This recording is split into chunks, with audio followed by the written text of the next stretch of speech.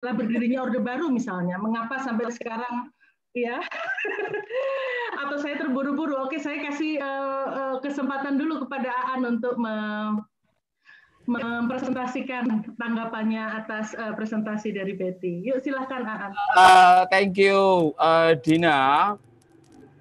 Saya kira forum ini berhutang sangat banyak terhadap paparan dari Betty yang menurut saya sangat kaya data. Sangat kaya data. Gitu kan. Saya yang awalnya bukan berstatus sebagai sejarawan gitu kan, tiba-tiba harus siang malam membangkitkan arwah para leluhur yang sudah meninggal itu. Lim Kon Hyang meninggal, semuanya itu orang-orang di BPUPKI itu dipanggil semuanya untuk sebenarnya kayaknya apa yang sebenarnya terjadi. Itu yang pertama. Yang kedua, yang mungkin tanggapan saya secara cepat terhadap yang disampaikan oleh Betty mungkin lupa bahwa kebangkitan nasionalisme Tionghoa itu juga merupakan konsekuensi logis karena banyak orang-orang Tionghoa di seluruh dunia itu dikuyo-kuyo karena apa namanya bangsa Eropa merasa superior. Jadi misalkan kalau ada orang Jawa hidup di Amerika lalu ia dikuyo-kuyo oleh bangsa yang lain, maka saya yang di Jawa itu merasa perlu melindunginya. Jadi Supomo perlu dikritik, bukan hanya soal nasionalisme Tionghoa. Kenapa di sini saya mencantumkan sebagai alumni Madrasah Cultural Studies dan Dekolonisasi itu? Karena poin soal gegeran, soal pengkhianat dan bersetia itu, bagi saya nanti di ujung adalah kita jangan-jangan terjebak untuk melakukan copy paste atau yang dalam istilah postkolonial itu disebut mimikri, meniru kita yang terjajah ini, meniru gaya-gaya penjajah untuk meletakkan eksistensi kita. Bagi saya itu catatan yang penting. Saya tidak sampai ke Orde Baru seperti itu, tapi nanti saya akan mencoba. Oh ya, saya bukan Tionghoa, saya Wana ya. Saya akan mencoba untuk untuk memahami gitu kan, karena saya juga bagian dari korban. Ya, saya bagian dari korban dari penjajahan itu meskipun saya bukan Tionghoa. Karena kita nanti akan menjadi lebih fair. Kenapa? Misalkan kenapa Lim Kun Hian itu diagung-agungkan, tapi tidak 3 orang ini. Karena saya merasa sebagai orang Jawa, teman Tionghoa ini malu izin kalau ada 3 orang OTT, OTH dan TOE itu tiba-tiba memilih untuk tidak menjadi WNI, itu malu. Kenapa mereka malu? Karena terutama kelompok Jawa itu sedang menggoda orang-orang Tionghoa dengan nasionalisme itu. Dan teman-teman Tionghoa kemudian terjebak bahwa enggak kok, saya ini pro Indonesia, sehingga yang dinarasikan adalah Lim Kun Hian. Kayak gitu. Tapi kemudian menganaktirikan yang 3 itu. Sekali lagi kita mesti harus fair dengan sejarah itu apa yang sebenarnya terjadi. Itu catatan pertama bahwa soal kebangkitan. Yang kedua, saya tadi berharap Betty juga melakukan lebih banyak rekonstruksi terhadap peran dari Tan Eng Hoa, TEH ini. Kenapa dia nggak banyak ngomong? Saya nggak menemukan catatan itu. Padahal dia, Dina, dia ini masuk di panitia perancang hukum dasar. Lim Kun Hian, LKH ini masuk di panitia pembelaan tanah air. 2 yang lain, OTT dan OTH, masuk di soal ekonomi. Saya sampai sekarang itu nanya, kenapa TEH ini, TEO ini, TEH ini, Tan Eng siapa itu nggak pernah ngomong. Nggak pernah terdeteksi soal itu. Jangan-jangan ia sedang dadanya bergemuruh untuk menentukan bagaimana sikapnya di tengah situasi yang berkecamuk seperti itu. Ini data yang saya temukan.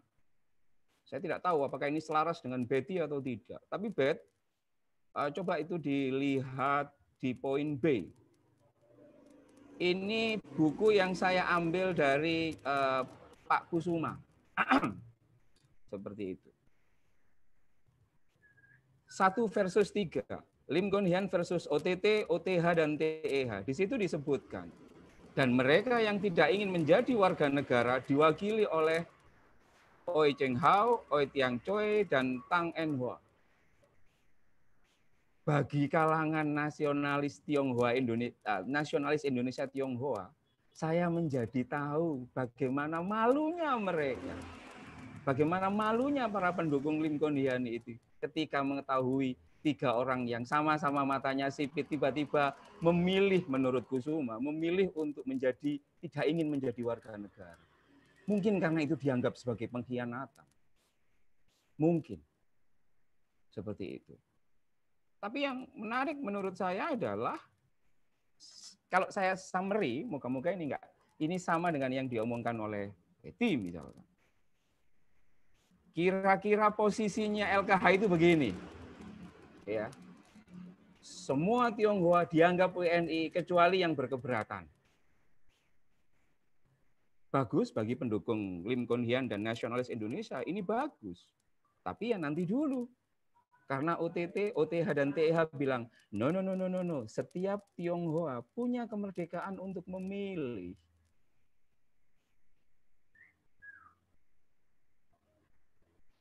Pertanyaan krusialnya yang untuk kita jawab di sini adalah, saya ingin mengajak untuk bereksplorasi dan kemudian mengunjungi setiap rapat-rapat di BPUPKI ini.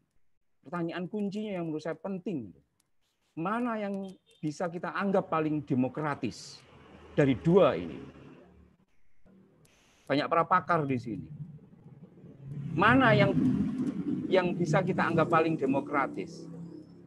Dan yang kedua adalah sesungguhnya apa yang melatar belakangi pilihan dua kubu ini. Tadi Betty sudah menyebutkan dua. Pertama adalah hipotesis soal nasionalisme Tiongkok. Oke. Yang kedua mungkin adalah soal motif bisnis yang dipunyai oleh anak dari bos gula dari Semarang itu. Tetapi yang mungkin tidak banyak dieksplorasi oleh Betty adalah kemungkinan bahwa 3 orang ini, OTT, OTH, dan TEH ini, itu masih mikir, Din. Mikirnya kira-kira begini. Persekusi terhadap Tionghoa, warga Tionghoa di Indonesia sebelum 45, itu jumlahnya tidak bisa dicatat saking banyaknya. Bayangkan, mungkin nggak OTT, OTH, dan TEH itu mikir kayak gini. Ini kalau tiba-tiba kita paksa mereka ini semuanya jadi warga negara Indonesia, apa nggak malah trauma ini?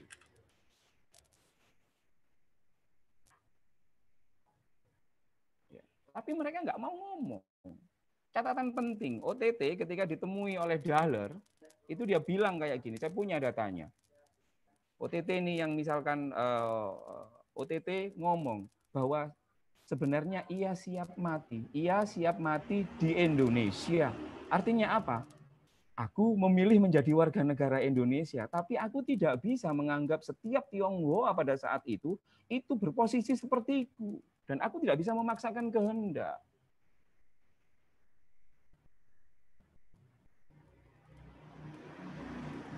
Ya, saya ingin teman-teman di sini, ya, mencoba memposisikan waktu itu. Memposisikan dengan seluruh pengalaman dan lain sebagainya.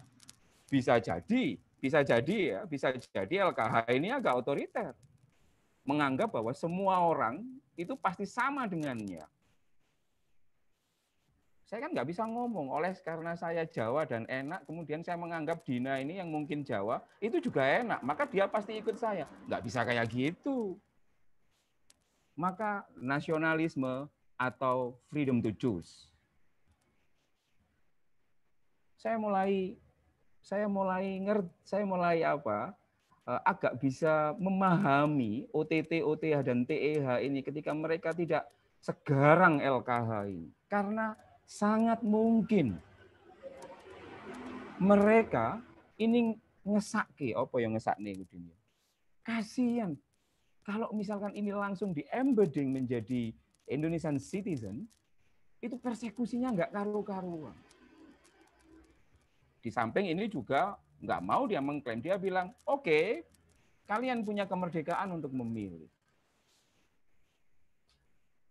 Jadi mana yang bisa kita anggap paling demokratis dan apa yang menjadi yang melatar belakangi pilihan kedua ini. Ingat, saya menggunakan pendekatan postkolonial ya. Saya mendekatkan pendekatan postkolonial.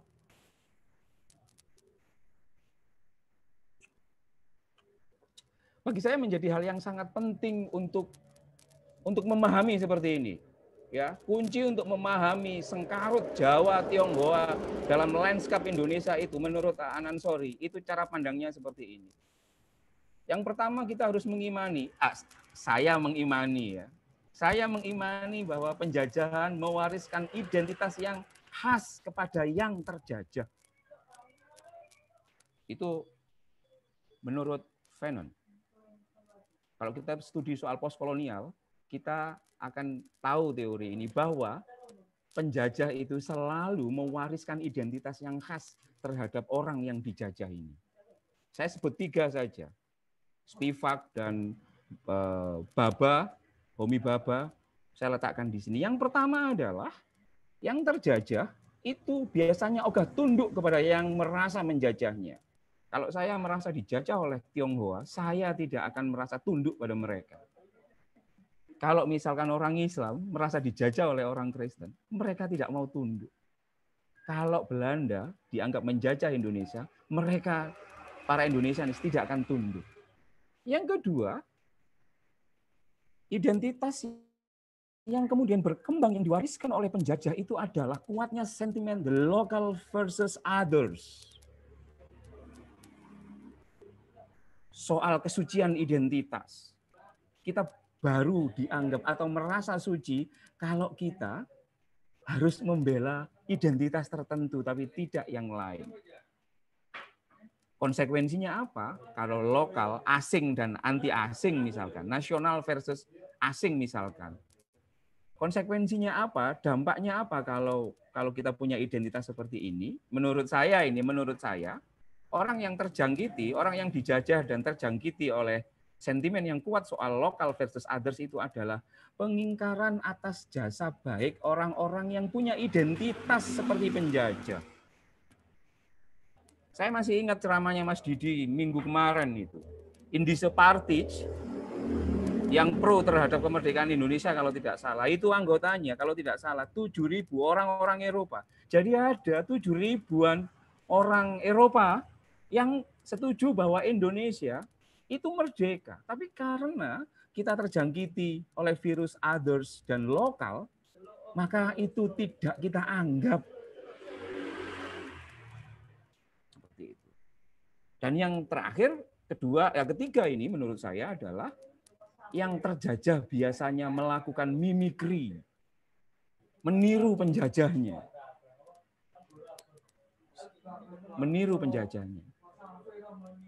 Saya tadi Betty mengatakan soal diskusi yang berbusa-busa soal Islam, soal Islam menyangkut soal ketatanegaraan itu. Kenapa misalkan orang-orang seperti bapaknya Gus Dur, orang-orang seperti Ki Bagus Hadikusumo, Ketua Muhammadiyah waktu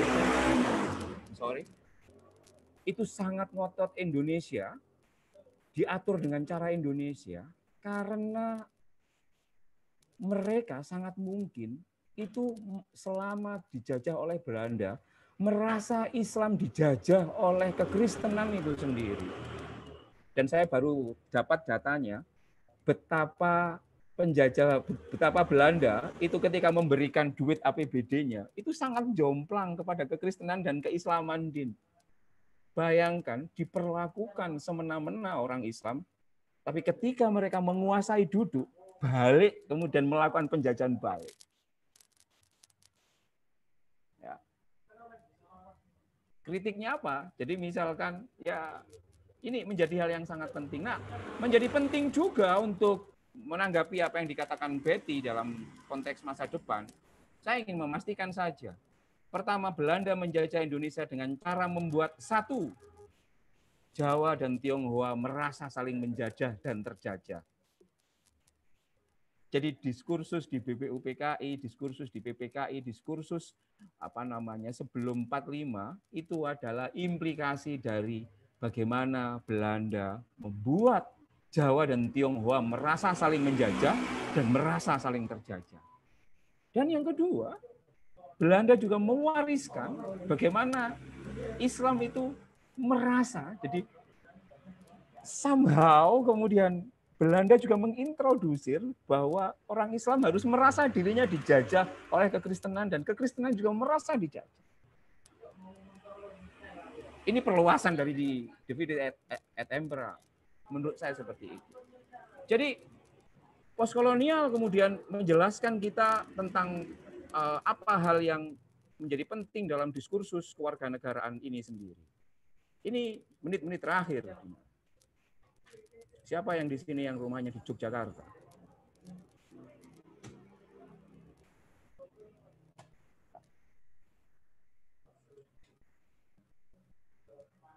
Aku, Gus. Bagi saya, ya ini ya.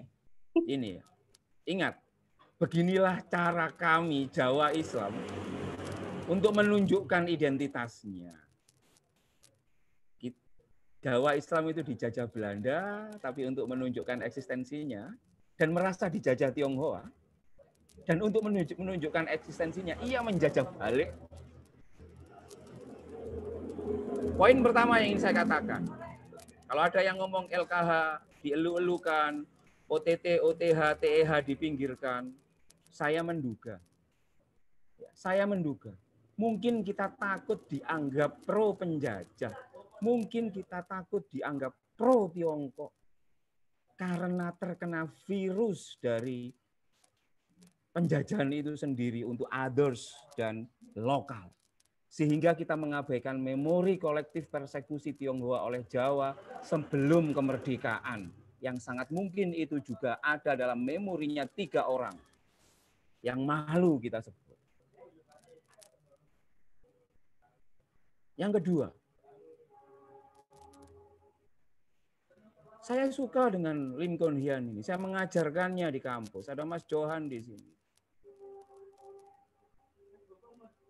Tapi saya merasa bahwa ketika Lim Kuan Hian dan juga Dahler, PF Dahler tadi mengatakan, wes orang Tionghoa jadikan WNI semuanya kecuali yang mengatakan tidak mau. Coba itu dilakukan dalam konteks sekarang, itu di demo itu sama Komnas HAM dan juga banyak orang. Emang kamu pikir Papua semuanya sama? Emang kemudian semua Jawa sama? Tidak bisa seperti itu. Saya menyebutnya, with all due my respect to Lim Kuan Hian dan orang-orang pemujanya, jangan-jangan nasionalisme ini semi otoriter. Karena menganggap nasionalisme semi otoriter ala dianggap lebih penting ketimbang demokrasi, yakni kemerdekaan memilih. Apakah kita tengah mengalami mimikri?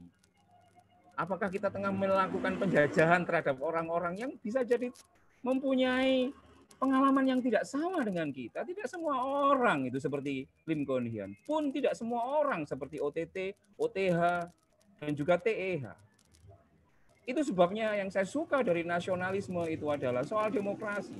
Tetapi ketika nasionalisme bertentangan dengan demokrasi, mana yang akan kita pilih? Yang ketiga, menurut saya ingin juga mengapresiasi dari LKH, dari Lim Kuan Hian, saya belajar komitmen mencintai Indonesia dan optimisme atas negeri ini. Tidak peduli seburuk apapun etnisnya diperlakukan. Lim Kuan Hian itu top. Ia seperti ingin mengajak kepada orang-orang Tionghoa. Sudahlah, meskipun banyak anakmu dan saudaramu diperkosa, tokomu dibakar, kamu dibunuhin, tapi percayalah, Tuhan bersama kita dan kita harus bersama Indonesia. Tapi mungkin kesalahannya adalah ia menganggap semua orang kuat seperti dirinya, sehingga ia memilih untuk semua masukin jadi WNI, kecuali yang tidak. Nah, yang menarik adalah, mungkin saya Wana satu-satunya yang agak menyanjung OTT, OTH, dan TEH. Saya belajar, menurut saya, moga-moga saya tidak salah ya. Dari ketiganya, saya belajar bagaimana merawat memori penderitaan dan tidak memaksakan kehendak menyangkut kemerdekaan individual memilih kewarganegaraan. Bagi saya itu penting, ini legasi. Ya. Saya tidak malu lagi, kalau saya Tionghoa Din, saya nggak malu untuk juga mengajukan OTT, OTH, TEH dan TEH itu sebagai bagian dari modal bagaimana ketiganya itu juga mulai memberikan pilihan kepada orang-orang Tionghoa yang mungkin yang tidak sama dengan dirinya.